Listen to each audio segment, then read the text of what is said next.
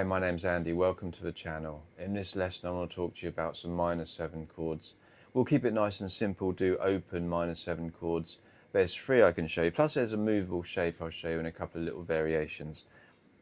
If you see minor 7 chords written down in a chord book or in a songbook, they're written, typically minor chords are written with lowercase letters and major chords are capital letters, certainly the M. So, but minor 7, if it's written as the word minor 7 or MI7 lowercase, or just the M7, typically they're also little lowercase M7, that's all minor 7 chords. If it's a capital M, it's a major chord. Just be careful and be aware there is a chord called a minor major 7 chord, and don't let that confuse you. That is very different.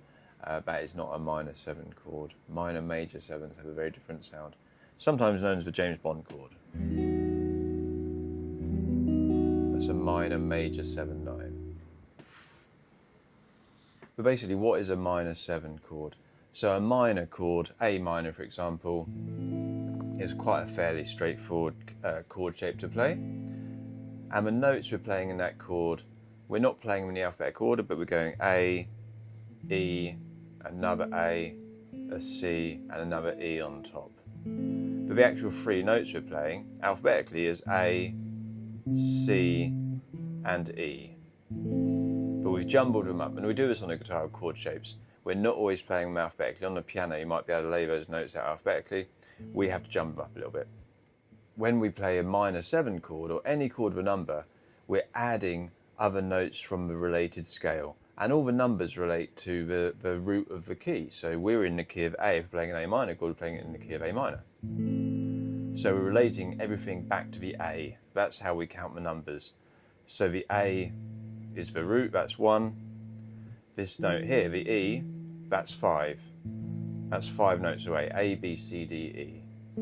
Another A, that's our octave. And the C here, that's 3 notes away from A, B, C.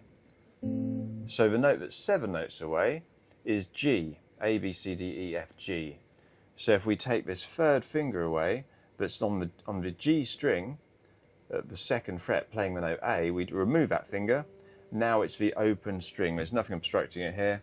And that's the G, that's the note we're looking for. And it adds an extra element of sort of sadness and melancholy, a little bit of darkness to the chord.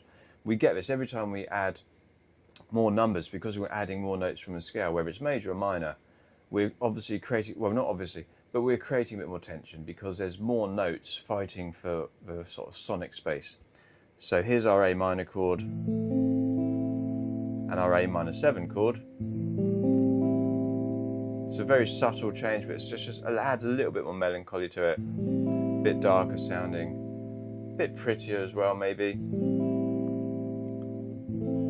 So finger-wise, we only need 2 fingers instead of 3 now. It's actually a little bit easier to play. A minor 7. So we've now got the open A string, the 2nd fret on the D string, the open G string, and the 1st fret on the B string. So now our notes are going A, E, G, and then C still, and E again on top.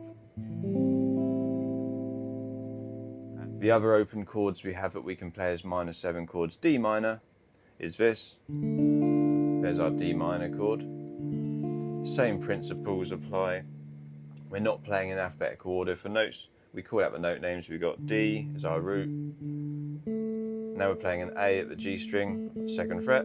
Another D on the B string, on the 3rd fret on the B string. And then an F on the high E string at the 1st fret. So we have to change this note here under our 3rd finger, the octave of the D, that's our root note. We change that 2 frets backwards, and it gives us the note C. And now we can play this D minor 7 chord. D, A, C, and F on top. There's our D minor 7 chord. Again, there's D minor,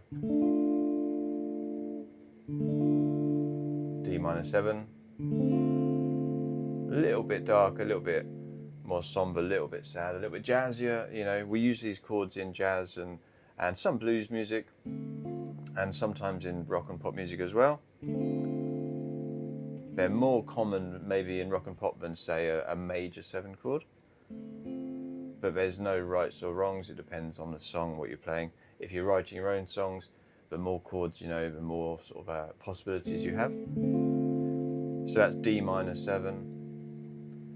And then E minor, we can play as a 6-string chord here. E minor, just second and third finger on the A and D string.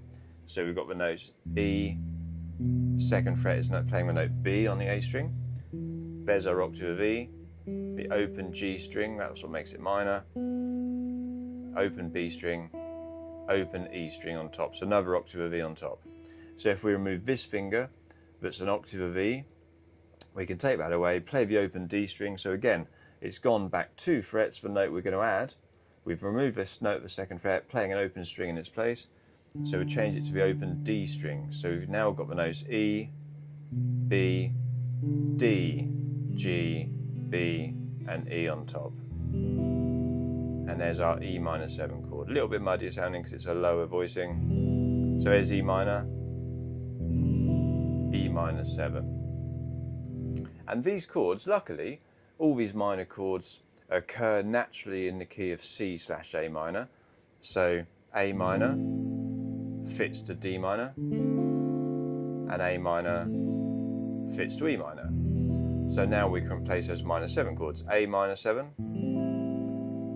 to D minor 7 to A minor 7 to E minor 7. So I would suggest practicing in that kind of order. It's a bit like a very basic minor blues going between A minor, D minor, A minor, E minor 7. Very basic minor blues, and you could play the A minor pentatonic scale over all 3 of those chords, and it'd sound quite bluesy and quite cool. And it will sound fairly musical, and you will come across those chords in those kind of orders connected that way. Another way to practice them is, because they're the minor chords, find the relative major of each one, and they're very easy to change these actually, because we have the A minor chord, the A minor becomes A minor 7. To change that to a C major, this is a relative major, is this shape, just adding our third finger on the A string. Now that's a C major chord. To turn it into an A minor 7 chord, it's just taking that finger off. We don't have to relocate it like we did if it was going from C to A minor. We'd add our finger here. If we go from C to A minor 7, it's just that finger coming off instead. So it's a very quick and easy change. C, A minor 7. That's the relative major to relative minor, or vice versa, relative minor to relative major. You'll come across that change fairly often. And then D minor 7. If we change this to its relative major, F major, which is a tricky chord, so it's good practice at D minor 7 chord, getting used to barring one finger across 2 strings to voice our F major chord. F major to relative minor, but make it a minor 7, D minor 7. That sounds really nice together, and you'll come across that a fair bit. And the relative major of E minor, E minor, E minor 7. If you do this version of G, which I like, it's a very smooth change. It's just these fingers on. So these fingers on for G major, just lift your third middle finger off, leave this one on, and that's an E minor chord, E minor 7 chord. Relative major G, relative minor E minor. And these relative major and minors come up all the time in music. We're often changing from a relative major to minor, or vice versa. And that, adding the minor 7 on the minor chord, just adds that little bit more sophistication as well, maybe. A bit of darkness, bit of sombriety? Bit somber sounding, a bit more somber sounding, a bit darker sounding. And then one last thing we can do, we can just voice the A minor and the E minor in an ever so slightly different way. The A minor chord, when we add this note that makes it an A minor 7, it's the open G string. And that's the note we're adding, G to an A minor chord. We can also use our little finger on top here and voice this with a G on top, which is a really pretty change, a really pretty variation on an A minor 7 chord. We've still got the open G string, but now we've got the same note, the octave of G on top, replaced the high E, and the E is just for fifth. It doesn't do a great deal to colour the chord, it's just kind of stabilising the chord. So putting the seventh on top is actually really pretty. We could leave just this finger as well, just play an A minor as normal, and add this little finger on top, make an A minor 7 that way. They're both A minor 7. Sometimes songs call for this kind of melodicness of having this note on top, sometimes it might call for this one, sometimes it doesn't make any difference. So it's just a case of experimentation and listening and just learning lots of songs really. So that's an A minor 7, that's an A minor 7, that's an A minor 7. We can do a similar thing with the E minor chord. There was our E minor, that's our E minor 7. We could add this on top, this minor third, but that's a bit weird sounding. But a common change is to have this. You keep your E minor chord but using your first and second finger, and then add our third and little finger on top here, and it's like the Wonderwall chord change of E minor, where you got. So that's the change from E minor into G. Cap at the second fret if you want to play the beginning of Wonderwall, E minor into G this way. So really it's going like E minor 7 to G, just voiced with an extra D on top. The final thing I'll show you, a little movable shape, going back to this E minor, which becomes E minor 7. If you look at the top voicings of the chord, we've got 4 open strings in a row. We're only playing one fretted note, the second fret on the A string. So we can take these top 4 strings, which are all currently open for E minor 7. The highest note will give us our root note, the name of the chord, and then we can just use one finger and move this chord anywhere to create a fretted version of minor 7 chord. But the root note, the way to find the name of the chord, is what is our highest note on top. So the way to establish the name of this chord is just look for the note on top, the highest note we're playing. So for example, this is the 5th fret on the E string, that's the note A, so bar from the D string, 5th fret, and that gives us an A minor 7. To be 100% correct naming it, it would be A minor 7 / G, because we're not playing A as our lowest note, A is the highest note, but it's still an A minor 7 voicing. So E minor 7 would be all open, F minor 7 would be at the 1st fret, F sharp minor 7, G minor 7, G sharp minor 7 or A flat minor 7, A minor 7, and so on. If we wanted a C minor 7, we could just bar everything at the 8th fret, because there's our note, C on top. So it's a good way of learning your notes on the fretboard, just thinking what our voicing, what note we're playing at the highest point of that voicing. So there's all our natural notes, E, F, G, A, B, C, D, E.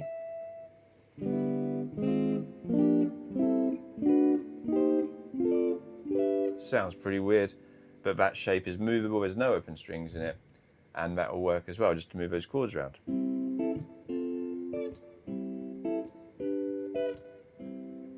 Quite cool sounding, just nice easy shape to move around.